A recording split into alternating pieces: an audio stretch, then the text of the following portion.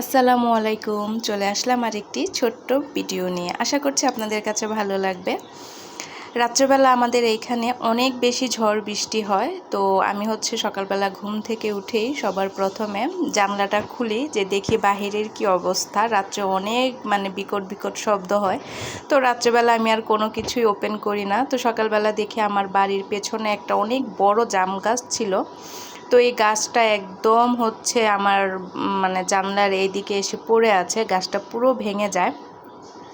তো এই গাছ টাছ দেখার পর আমি একটু ছাদেও যাই, ছাদে গিয়ে আমার গাছপালাগুলো একটু দেখে আসি, ঠিকঠাক করে আসি। তারপর নিচে এসে আমার নাস্তা আমি রেডি করে ফেলি।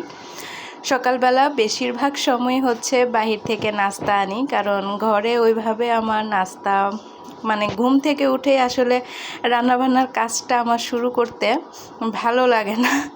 তো বেশিরভাগ সময় আমি একদম নাস্তা কিনেই খাই, বাহির থেকেই আনি। আর আমার বাড়ির পাশে যে হোটেলগুলো, সেখানে এইরকমই একদম নর্মাল পরোটা, ডাল ভাজি এগুলোই পাওয়া যায়। ওই রকম কোনো কিছু পাওয়া যায় না, কিন্তু আমার কাছে ভালো লাগে পরোটার সাথে সুজির হালুয়া, মিষ্টি এগুলো বেশি ভালো লাগে। তো এই খাবারগুলো কিন্তু আমার যে হোটেলটাতে পাওয়া যায় সেটা আমার বাড়ি থেকে 10 থেকে 12 মিনিট গেলেই ওই হোটেলটার মধ্যে এরকম আমার পছন্দের সব খাবার দাবার পাওয়া যায়।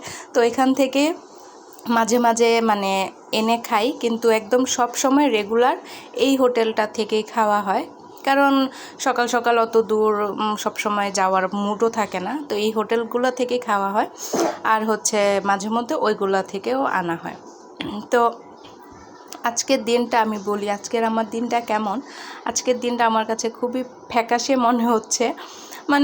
থাকে না এমন একটা দিন যে সব কিছুই ঠিকঠাক, কিন্তু তারপরও মনের ভেতরে কোনো শান্তি লাগে না, অস্থিরতা কাজ করে, কোনো কিছুই ভালো লাগে না, কোনো কাজ করতে ভালো লাগে না।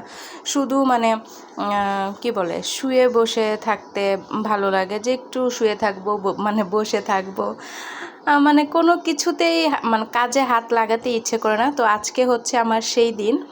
তো কী করার, রান্নাবান্না তো করতেই হবে, পেট যেহেতু আছে রান্নাবান্না করতেই হবে। তো আমি ভাবলাম শর্টকাটে কি রান্না করা যায়।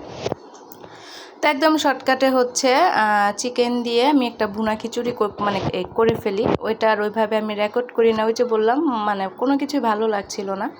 তো ভুনা খিচুড়িটা করার পর ভাবলাম যে আচ্ছা ঠিক আছে, তো ভুনা খিচুড়ির সাথে যদি একটু ভর্তা হয় খারাপ হয় না। তো কি ভর্তা করব ভাবতে ভাবতে দেখলাম একটা বেগুন পড়ে আছে ঘরে, তো ভাবলাম এই বেগুনটাই ভর্তা করে ফেলি।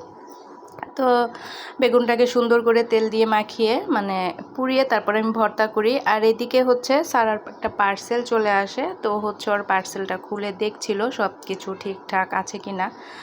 আর আজকের দিনটা মোটামুটি অনেক বেশি অলসতা অবসর এভাবেই কাটলো, কারণ বাচ্চাদেরও ওইভাবে স্কুল খোলে নাই, প্রাইভেট নেই, কোনো কিছু না। আমারও কেমন যেন লাগছিল। তো সব কিছু মিলিয়ে একটু অন্যরকম, একটু কেমন যেন কোনো কিছু ভালো লাগছিল না, ফ্যাকাশে যে বললাম ওই রকম ফ্যাকাশেই লাগছিল।